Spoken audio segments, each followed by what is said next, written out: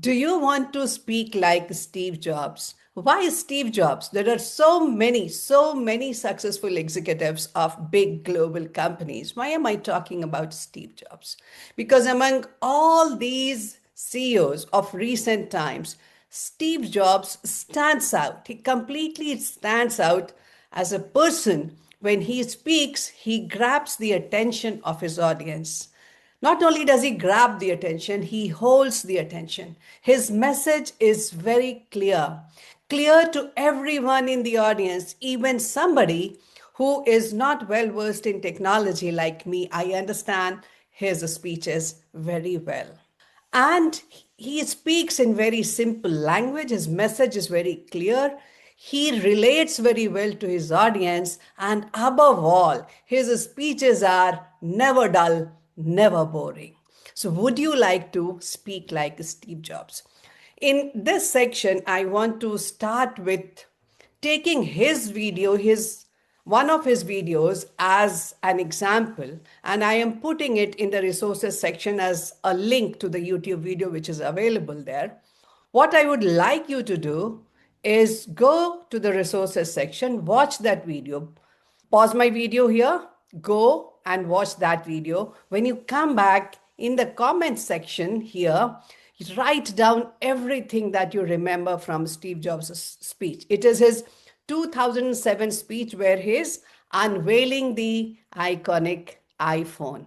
Look at the way he speaks, note everything. See how he starts, how he ends, what is his core message, the kind of language that he uses, how does he appear, what are the specific items that he uses, what are the specific ways he uses in his delivery to make it interesting and make it memorable.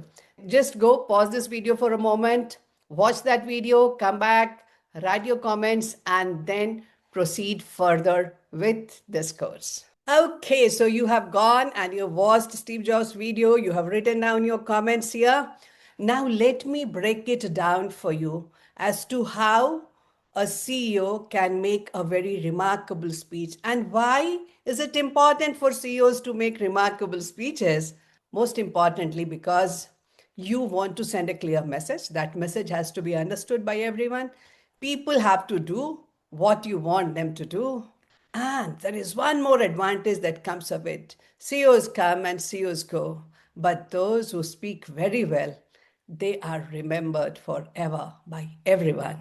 Let us see how Steve Jobs starts. He starts by saying, I have been waiting for this day for the last 2.5 years.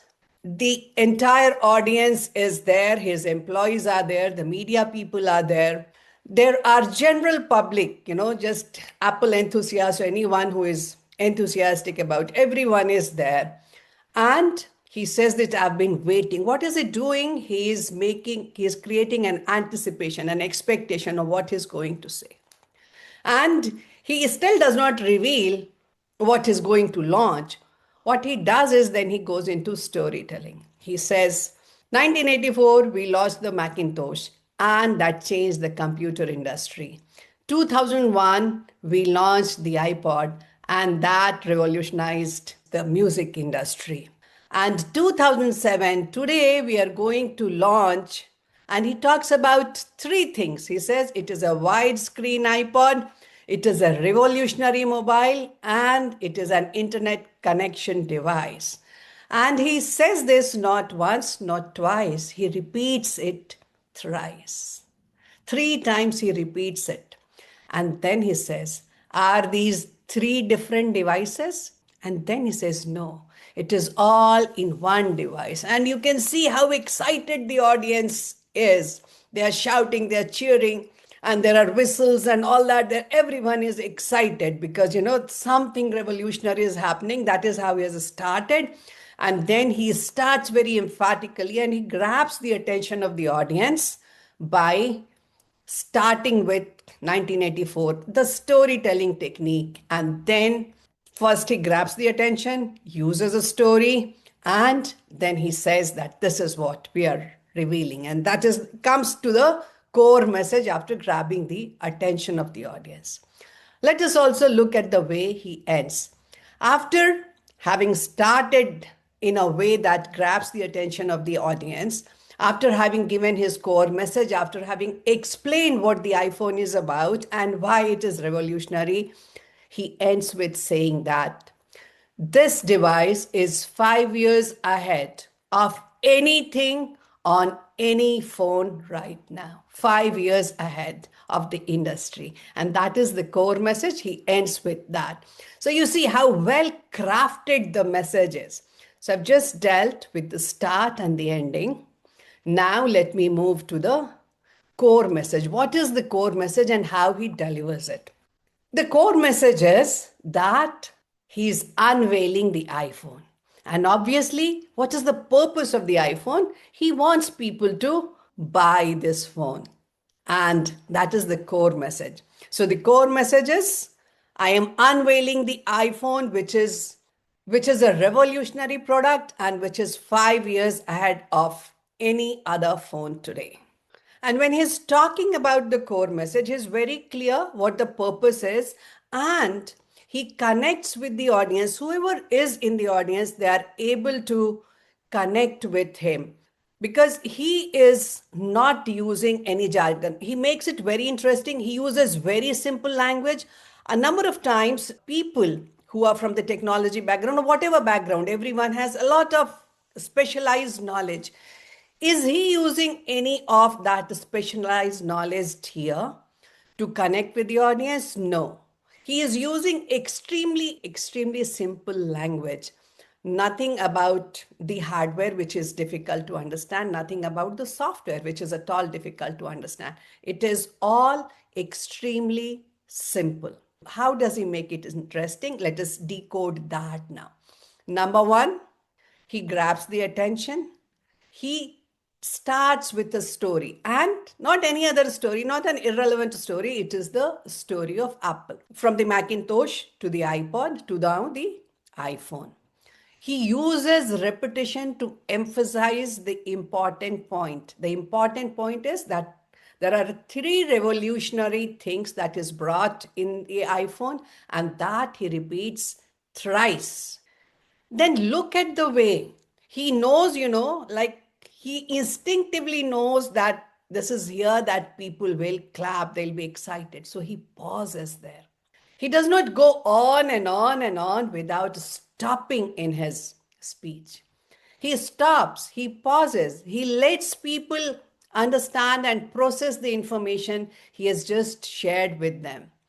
And he allows people to understand them. This is impact of the pause. So when you pause, you allow people to understand the message, react and respond to the message. So use pauses effectively. Then he also uses humor. For example, when he talks about the stylus, that, okay, we have made a screen, we have removed the keyboard. There is no separate keyboard, but it is one large screen on which you're going to do it. And then he says, are we using the stylus? And then he says, no, it is something, that everyone has it and it is not going to get lost. And then he talks, it is going to be your finger which you are going to use it. And then he says, and have we patented it? And then there is a loud roar of laughter from the audience. So that is how he brings in humor also. There are elements of surprise in his speech. When he says that these are the three things that we have brought in the new iPhone, number one is a widescreen iPod. Number two, it's a revolutionary mobile. And number three, it is an internet communicator device as well. When he says this, he says, and here it is. And on the screen, he shows a mobile phone with a rotary dial. And everyone laughs. So this is again an element of surprise and humor that he is creating. Then finally, let me come to how he uses the PPT. Is there much text on the PPT? Maybe each slide has one word, three pictures to show the 3 points that he's going to make. There is not a lot of text. And that is how a PPT needs to be used, so that people remember what you showed to them on the PPT. It is not a crutch for you to lean on. It is not something from which you read. As a CEO, you need to understand this very well. And you don't need to use PPT as a crutch. There is no need for you to read the PPT. And this is, again, something that we need to learn from Steve Jobs. Finally, how does he look? You can see he is dressed in a pullover, jeans, and sneakers. And you might wonder, why is he not dressed in a suit and a tie? That is completely okay because he is a tech CEO, and in IT, it is very normal for people to dress casually. And he is dressed maybe a bit more formally than his audience, his employees would be. So he is dressed casually, but is looking very comfortable, extremely comfortable, in control. He is moving around on the stage, looking at people. When he is thinking, he looks absolutely natural, moving around, looking at people, looking down sometimes when he is thinking. When he is looking so comfortable, the image that we get in our mind is of two things. Number one, he is competent, he knows what he's talking about. There is an authority which comes out, authority over the subject, authority over what he is saying. He completely completes, he is in control. However, he does not use any tech language, although he is a tech CEO. He does not use any tech language. So, what comes out very clearly is his authority, his competence, his comfort about what he talks about. This is the language of the CEOs.